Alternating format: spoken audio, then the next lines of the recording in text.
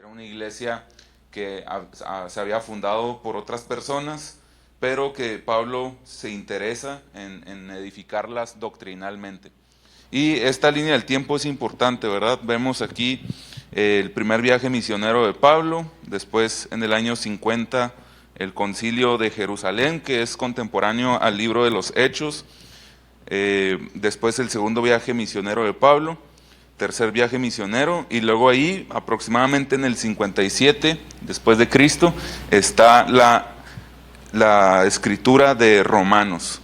Después viene el arresto de Pablo. Pablo es llevado a la prisión en Roma, y finalmente la ejecución de Pablo y Pedro en Roma. Entonces ahí es para ubicar más o menos el tiempo histórico en el que se escribe. Ahí mencionamos de cómo pues no es el orden, ¿verdad?, en el que encontramos en nuestro libro de la Biblia. Tenemos Mateo, Marcos, Lucas, Juan, Hechos, Romanos, y no es el orden cronológico en ese sentido, sino hay otra estructura, y vemos que Romanos está en la primera etapa del Nuevo Testamento. Mencionamos también un poco de la importancia de las cartas en el mundo antiguo, cómo era el método de comunicación, el método más económico, más rápido, más eficiente. Y entonces para la iglesia primitiva fue pues una bendición, ¿verdad?, poder tener este medio de comunicación por medio de cartas, de modo que 21 de los 27 libros del Nuevo Testamento son cartas, ¿verdad? Es un buen porcentaje del texto que está escrito en este formato de cartas. También quiero que vayamos a esta parte para recordar un poco, como decíamos, pues que sí es un libro complejo, es un libro complicado, un libro que tiene mucha profundidad teológica, pero que para entenderlo de diversas maneras, pues podemos encontrar sus 4 puntos principales, 4 partes en las que está dividido este libro, y son estas 4 partes. La semana pasada nos quedamos en las primeras 2. Quiero brevemente recordarlas aquí con este sencillo bosquejo. En la primera parte dice cómo se aborda el tema de que todos son pecadores y todos necesitan a Cristo. Aquí incluye a los judíos, a los gentiles, dice absolutamente todos están igualmente bajo pecado. Y se introduce por primera ocasión, ¿verdad?, en los primeros versículos, cómo la justicia viene por la fe, y el ejemplo de Abraham, ¿verdad?, que Abraham está antes de la ley, pero como él creyó, le fue contado por justicia, fue justificado por medio de la fe. Entonces no solamente por la ley antiguamente, ¿verdad?, sino por la fe, siempre ha sido por la fe. En la segunda parte se habló un poco de la vida nueva en el Espíritu, de cómo el Espíritu comienza a hacer una obra en el creyente que la ley no pudo hacer. La ley nunca pudo justificar al ser humano, y ahora en esta nueva ley, que es la ley del Espíritu, por así llamarla, como así se mencionó en el libro de texto, pues ahí sí podemos encontrar la verdadera justicia y la libertad del poder del pecado. Entonces aquí son esas 2 primeras partes. Nos quedamos ahí un poco con el tema de la fidelidad de Dios a Israel, y son los temas que vamos a abordar. Aquí hicimos todo un recorrido, parte 1, parte 2, y quiero adelantarme hasta la parte 3. Parte 3, aquí estamos. Entonces vamos a continuar.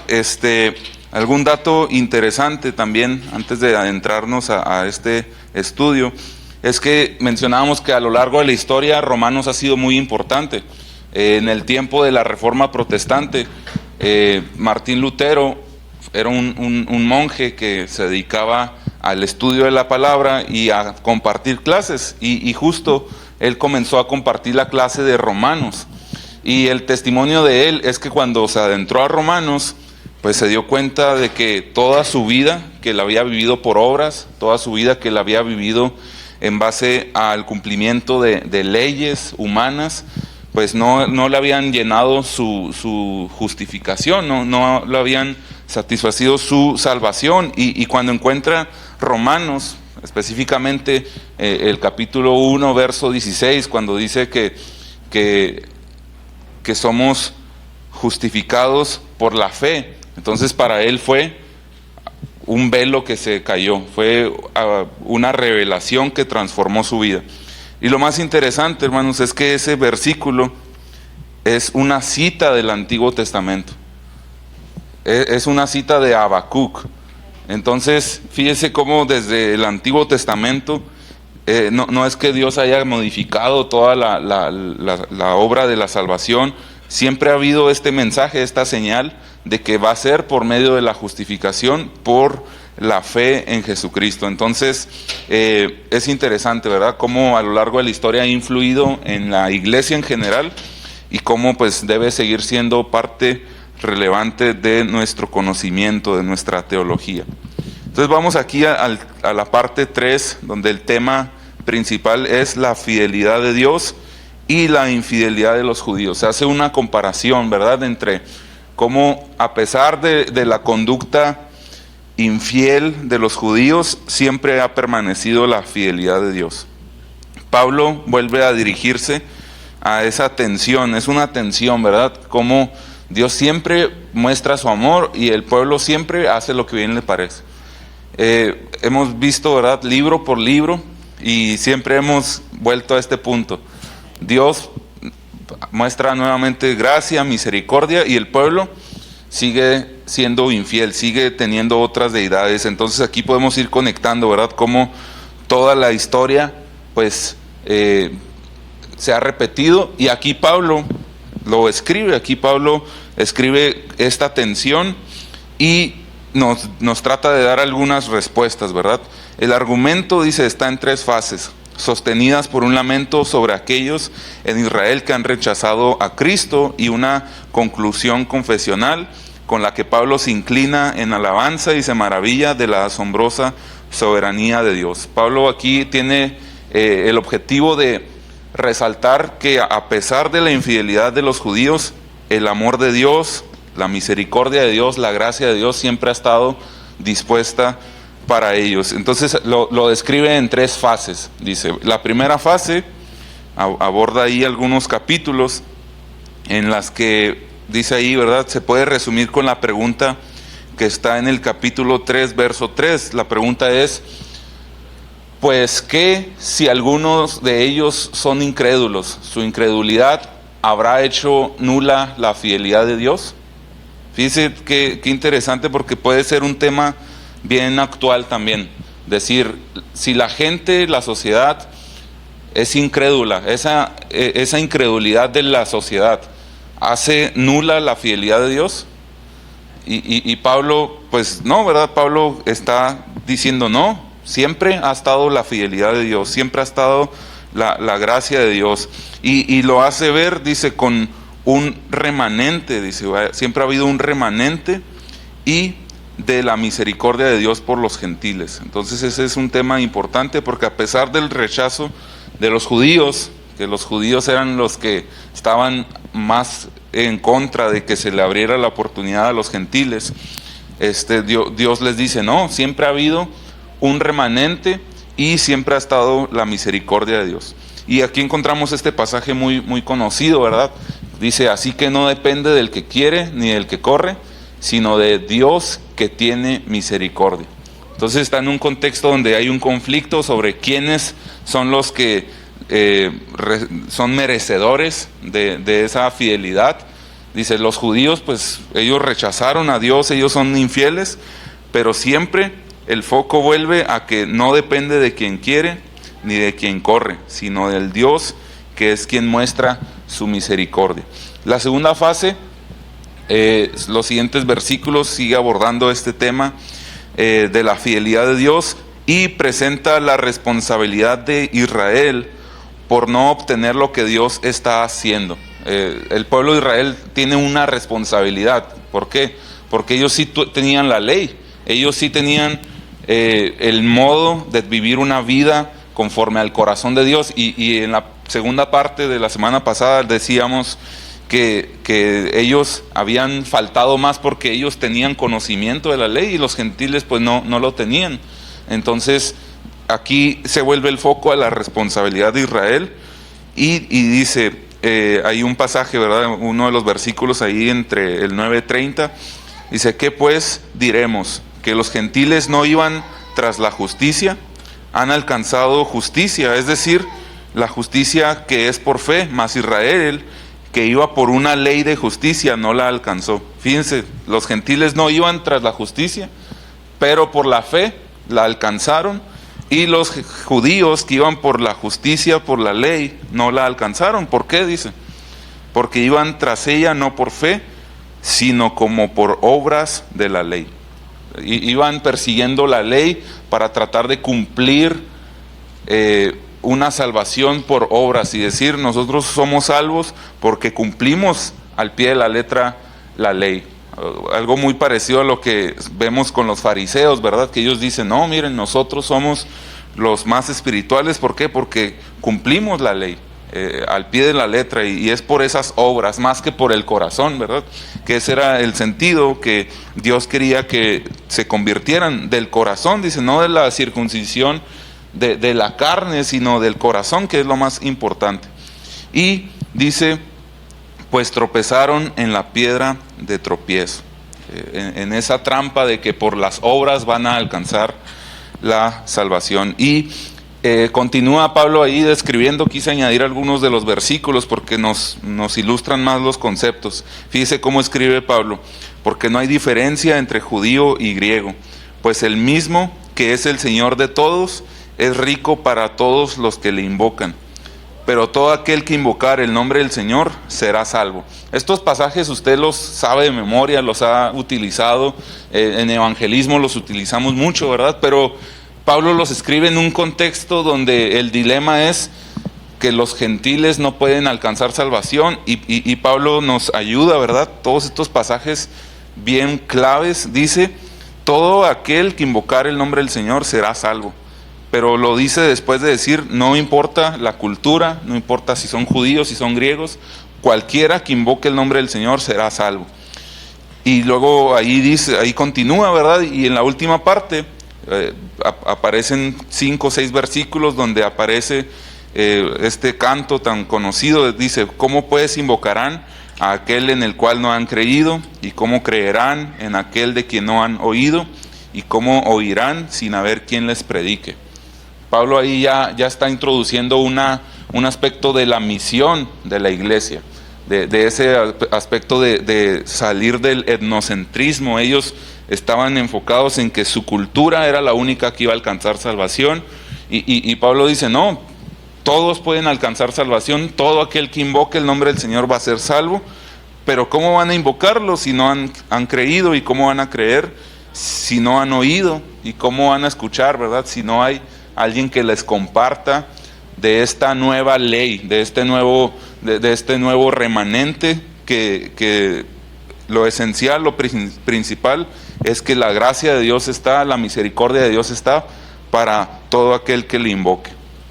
Y en la tercera fase, ya en el capítulo 11, que este capítulo es muy importante porque es el último de los capítulos en el que encontramos tantos de estos conceptos. Ya después en el capítulo 12 ya encontramos algo más práctico, ya encontramos cómo todos esos conceptos, toda esa justificación, cómo toda esa gracia, misericordia se debe ver reflejada en la vida diaria.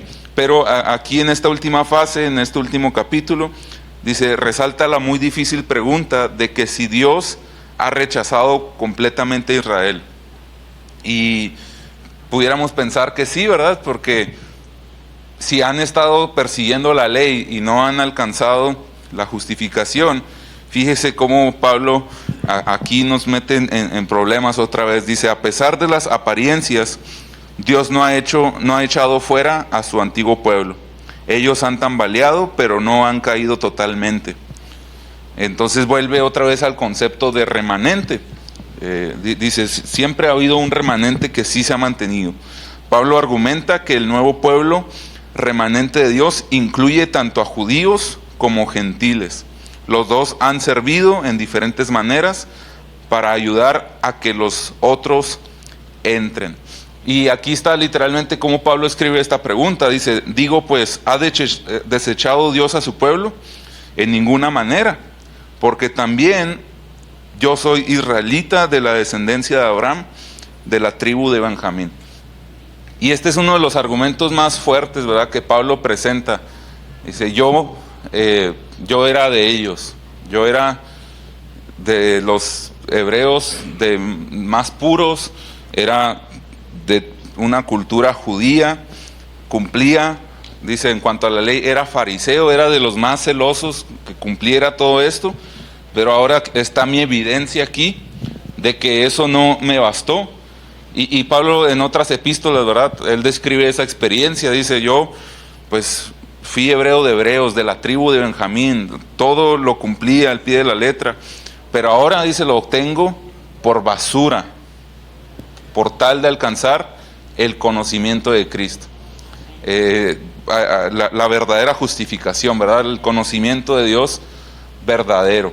Pero ese es un gran argumento en el que Pablo dice, yo soy la evidencia, yo soy el claro ejemplo de que yo era un judío, y ahí dice, ¿verdad?, yo soy israelita de la descendencia de Abraham, de la tribu de Benjamín.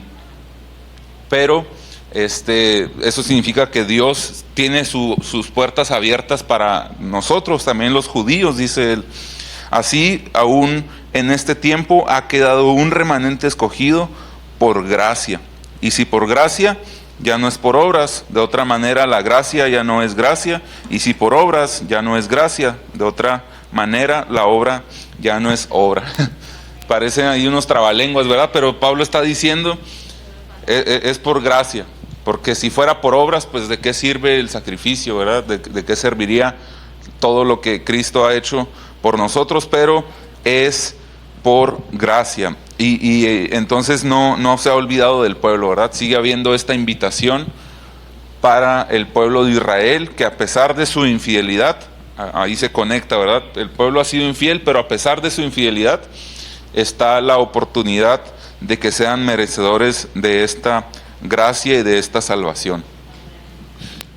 La cuarta parte, hermanos, aquí ya encontramos estos versículos donde ya se aplican más a la vida práctica. Ya aquí podemos encontrar una lectura más ligera, más fluida, donde encontramos aspectos prácticos, ¿verdad? En todos los 11 primeros capítulos hay muchos conceptos que nos pueden confundir un poco, pero los podemos entender más sabiendo todo este contexto, ¿verdad?, de este problema entre judíos y gentiles. Pero ya aquí en la cuarta parte, capítulo 12, pues ya se aplican, y fíjese cómo dice, las anteriores misericordias de Dios nos llaman al servicio de Dios. Y en el versículo donde dice, ¿y cómo oirán sin haber quien les predique? Ahí ya Pablo está introduciendo esta idea de que hay una misión que cumplir, hay algo que debemos hacer, no solamente decir, somos parte del pueblo de Dios y ese es nuestra bandera. No, tenemos que hacer algo por Dios. Y aquí comienza a aplicarlo, ¿verdad? Basado en una mente renovada, dice, por el Espíritu, que puede determinar lo que agrada a Dios. Y ahí algunos de los versículos pues nos ofrecen estos principios teológicos básicos para la vida espiritual. Y dice, la comunidad de creyentes, que va a ser de judíos y de gentiles como un cuerpo, y dice, y es el campo en el cual todo esto debe ser ejercitado, primero a un nivel interpersonal, dentro de esta nueva comunidad, pero luego hacia el mundo. Y aquí hay un versículo importante, porque dice Pablo, digo pues, por la gracia que me es dada, a cada cual que está entre vosotros, que no tenga más alto concepto de sí que el que debe de tener, sino que piense de sí con cordura. Y fíjese cómo dice, conforme a la medida de fe que Dios repartió a cada uno. Porque de la manera que en un cuerpo tenemos muchos miembros, pero no todos los miembros tienen la misma función. Estos versículos ya los habíamos escuchado muchas veces, pero tienen un poco más de sentido, ¿verdad? Cuando lo comprendemos dentro de toda esta epístola a los romanos, en el cual hay un conflicto, pero el objetivo de Pablo es pues edificar a esta nueva iglesia, ¿verdad? Que tiene una misión, era una nueva comunidad, pero debían tener estas bases esenciales. Y luego ahí resalta esto, ¿verdad? De cómo todas esas misericordias que hemos recibido, dice, van a ayudar en estas dos esferas, a nivel interpersonal, pero también hacia el mundo, hacia las personas.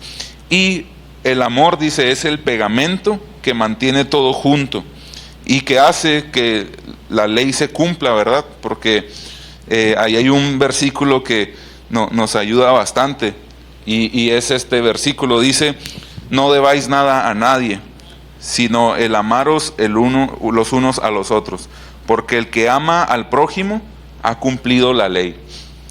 Jesús así también resumió la ley, ¿verdad?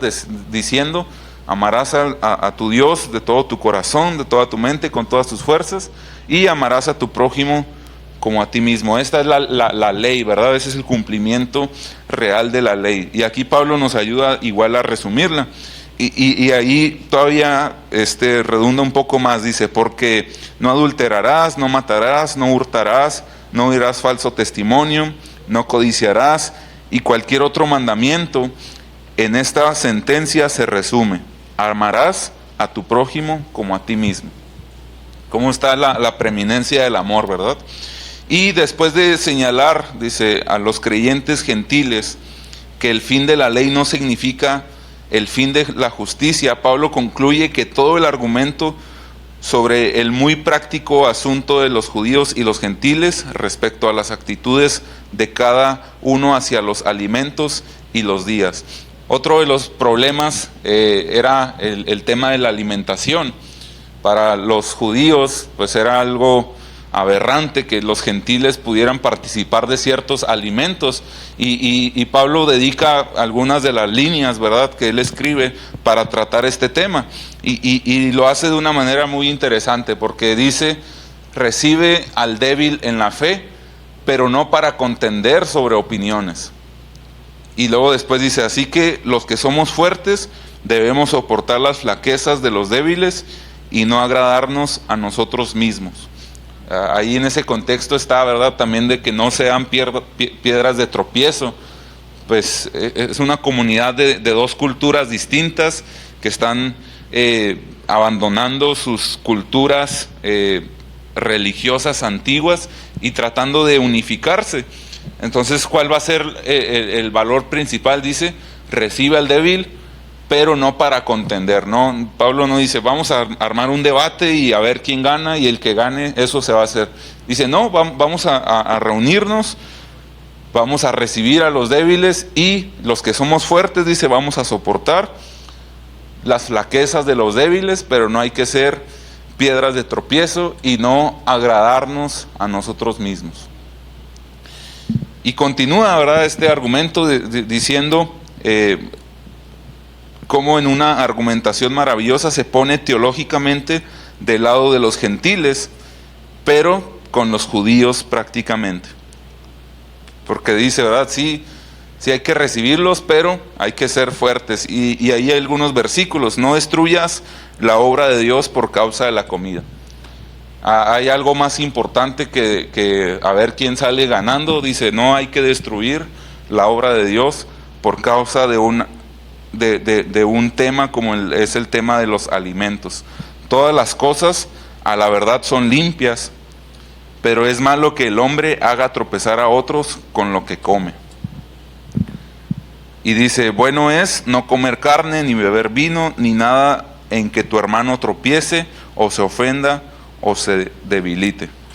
Entonces, aquí Pablo está aterrizando este pensamiento, lo concluye con una oración y una exhortación a recibirse unos a otros, seguido por una serie de versículos del Antiguo Testamento en los que se citan ahí cómo se habían estipulado estas leyes. Y dice, todo el argumento desde el 1:16 concluye entonces con la oración que está aquí en el último versículo. Dice: y el Dios de esperanza os llene de todo gozo y paz en el creer, para que abundéis en esperanza por el poder del Espíritu Santo. Entonces, en esta cuarta parte, donde vimos el tema de cómo se debe ver reflejada toda esa misericordia, esa gracia de Dios, lo aborda en diversos temas complejos, prácticos que estaban sucediendo, y dice: por medio de esta nueva ley del Espíritu, ustedes pueden hacerlo, pueden ser una comunidad, reciban al débil, no contiendan, ámense los unos a los otros, y de esa manera, si se dan cuenta, estamos cumpliendo la ley. Y esto, pues me imagino, ¿verdad? Para un judío que tenía una ley de 500 mandamientos, pues era algo complicado de entender, ¿verdad? Pero Pablo dice: esta es una nueva comunidad, y de esta manera podemos recibirnos y construir este nuevo cuerpo de Cristo. Y menciona también el tema de los dones, ¿verdad? Cómo a cada uno le es repartido dones, y de esta manera los deben de poner al servicio a Dios. Y en el capítulo 15, antes del 16 y antes de que se despida Pablo, encontramos la misión a los gentiles. Pablo tiene muy en claro uno de sus objetivos, y mencionábamos, ¿verdad?, que había tres temas importantes cuando él escribe esta carta. Hay tres temas importantes. El primero es que él quería ir a visitarlos, pero estaba ahí un poco complicada la cosa, iba a enviar a Febe. Ese era el primer tema. El segundo tema es que había este conflicto entre los judíos y los gentiles. Y el tercer tema es que Pablo quería incluir a los romanos a que le ayudaran a llegar a España. Ese era el tema por el cual escribe esta carta, y profundiza mucho más en el tema de los judíos y los gentiles. Pero aquí retoma esta idea, ¿verdad?, de que él quiere que la iglesia en Roma sea partícipe de la obra global de Dios. Y él enseña, ¿verdad?, que él señala su propio papel en llevar el evangelio a los gentiles. Dice: lo que a su vez lo lleva a exponer sus planes para ir a Roma, pasando por Jerusalén. Y ahí escribe, dice: más os he escrito, hermanos, en parte con atrevimiento, como para haceros recordar, por la gracia de que Dios, que de Dios me es dada, para ser ministro de Jesucristo a los gentiles, ministrando el evangelio de Dios, para que los gentiles le sean ofrenda agradable, santificada por el Espíritu. Él sabe cuál es su llamado, ¿verdad? Sabe cuál es su objetivo, y es ser un enviado a los gentiles. Dice: para que los gentiles le sean ofrenda agradable a Dios, santificada por el Espíritu. Pero continúa diciendo, ¿verdad?, este pasaje: mas no os haría hablar sino de lo que Cristo ha hecho por medio de mí para la obediencia de los gentiles, con palabra y con las obras. Y luego añade: con potencia de señales y prodigios en el poder del Espíritu de Dios, de manera que desde Jerusalén y por los alrededores hasta el Ilírico, todo lo he llenado del evangelio de Cristo. Él tiene una misión dada por Dios, y él dice: yo me he dedicado a esto, pero yo quiero que ustedes sean partícipes de lo que Dios ha estado haciendo por medio de mi ministerio. Y aquí la historia de Dios llega a ser contada en su expresión teológica esencial. Aquí se centrifica todo de nuevo en el amor de Dios por todos. Dice: por judíos, por gentiles, por igual. Y encuentra una expresión en la muerte y la resurrección de Cristo. El don del Espíritu hace que todo funcione en la vida cotidiana. Más adelante Pablo, en otras epístolas, retoma estos temas y profundiza más, pero aquí quiere ir unificando todo, ¿verdad? Y tiene este bello pasaje en el que él dice: y de esta manera me esforcé a predicar el evangelio, no donde Cristo ya hubiese sido nombrado, para no edificar sobre fundamento ajeno, sino como está escrito: aquellos a quienes nunca les fue anunciado acerca de él, verán, y los que nunca han oído de él, entenderán. Entonces, de esta manera Pablo está hablando de su misión, habla de la misión que Dios le había encomendado, y cómo él estaba enfocado en predicar de Cristo, no donde ya había sido anunciado. Y para esto necesitaba de la iglesia de Roma, ¿verdad? De la iglesia de los romanos, que fueran parte del plan de Dios. Concluyendo estas 4 partes, hermanos, en las que Pablo aborda todos estos temas, podemos mencionar nuevamente que Romanos incluye la presentación más sistemática de la teología de todas las escrituras. No hay otro libro de la Biblia en el que se desarrolle tan profundamente todos estos temas teológicos. Fíjese, explica el significado de la cruz para la vida del creyente, expone que Jesús murió por toda la humanidad, aclara conceptos como el pecado, la justicia, la fe, las obras, la justificación, la elección. Todos estos temas Pablo aquí los desarrolla y nos bendicen a la iglesia en general, ¿verdad? Porque de esta manera podemos entender esa transición de todos los libros del Antiguo Testamento que habíamos visto, de cómo era importante ese pacto de la ley, pues ahora transicionarlo, ¿verdad?, a un Nuevo Testamento después de la obra de Cristo, de la muerte, resurrección y cómo siempre se ha tratado de la justificación por la fe. Y dice, puesto que nos da un bosquejo sistemático de la esencia de la fe cristiana, es tan útil para el creyente maduro como lo es para alguien que necesita una breve introducción a la Biblia. Entonces es parte importante de la vida cristiana, ¿verdad? Desde el inicio, quizá hasta después de años, sigue siendo parte esencial. Y el propósito primordial de Pablo al escribir Romanos fue enseñar las grandes verdades del Evangelio de la Gracia a creyentes que nunca habían recibido la instrucción apostólica. Y hasta aquí, hermanos, llega el tema de la epístola a los Romanos.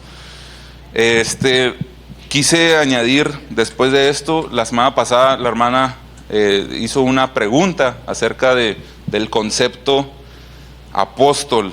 Decía la hermana, ¿a qué se refiere, verdad, apóstol? ¿Qué referencia podemos tener al tema actual, verdad? De pronto vemos que existen algunos apóstoles y salen en las televisiones y todo. Yo quiero comentar aquí brevemente, cuando comienza la carta, Pablo se presenta como un apóstol de Jesucristo. Y apóstol es una palabra griega, literalmente así se escribe, apóstolos. ¿Y qué significa? Dice, un delegado, un mensajero, uno enviado con órdenes, y dice, se aplica específicamente a los 12 apóstoles de Cristo. Esto es un concepto de un diccionario, de que ellos fueron encomendados, recibieron una tarea de Dios y ellos de Jesús, y ellos comenzaron a predicar. Pero interesantemente en Hebreos dice que Jesús fue apóstol de Dios. ¿Y qué se refiere a esto? Bueno, pues que fue enviado por Dios, ¿verdad? Es quien recibió la orden de Dios, la misión de Dios, y él la ejecutó. Dice, los 12 discípulos elegidos por el Señor para recibir una instrucción especial, así fueron designados como apóstoles, como enviados. Pero después tenemos el caso de Pablo, que Pablo tuvo un encuentro con Jesús, ¿verdad? Y perdió la vista y escuchó la voz de Jesús que le dijo, yo soy a quien tú persigues, y Pablo le dice, ¿quién eres primero? ¿Y a qué quieres que yo haga? Y como Pablo recibió ese llamado de parte de Jesús, él siempre se defiende. Yo no recibí este llamado por los apóstoles, yo lo recibí por Jesucristo. Y siempre se defiende así, ¿verdad? Porque muchos no creían en su ministerio, en que él era un apóstol, entonces él se defiende de esas maneras. Entonces, básicamente es un enviado, un mensajero, eso es lo que significa literalmente la palabra. Pero también qué interesante, ¿verdad? Que en otro versículo está el término pseudoapóstolos. Dice el versículo, porque estos son apóstoles falsos. obreros fraudulentos que se disfrazan como apóstoles de Cristo. Entonces, la Biblia misma nos dice que va a haber falsos apóstoles. Y pues yo solo quise mencionar eso, el concepto literal del texto bíblico, como Pablo era un mensajero, se dedicó a eso, a predicar a Cristo, y ahí mencionamos ya algunos pasajes, ¿verdad?, de cómo estaba enfocado en predicar donde Cristo no había sido anunciado, y pues que esa es la esencia de un apóstol, ¿verdad? Uno que recibe el mandato, lo cumple, pero también pues que el mismo texto dice que va a haber falsos. Entonces dice, no es maravilla porque el mismo Satanás se disfraza como ángel de luz. Así que no es extraño si también sus ministros, en ese sentido los falsos apóstoles, se disfrazan como ministros de justicia, pero dice su fin será conforme a sus obras. Entonces ahí podemos concluir eso. Solo quiero leer algunos temas que vienen en todo el libro, en toda la epístola a los Romanos, y los últimos 5 minutos pues le paso el micrófono al pastor. Pero recapitulando rápidamente, Romanos encontramos el tema de la justicia de Dios, el tema del pecado universal, la necesidad de la salvación, también la justificación por la fe, que es distinto a la justicia de Dios, la unión con Cristo, la vida en el Espíritu, la reconciliación, la santificación, la transformación, el misterio de Israel. Me gusta que se presenta ahora como misterio, porque hay cosas que siguen siendo misterio. La gracia frente a la ley, la soberanía de Dios, ética cristiana, vida comunitaria y evangelización y misión.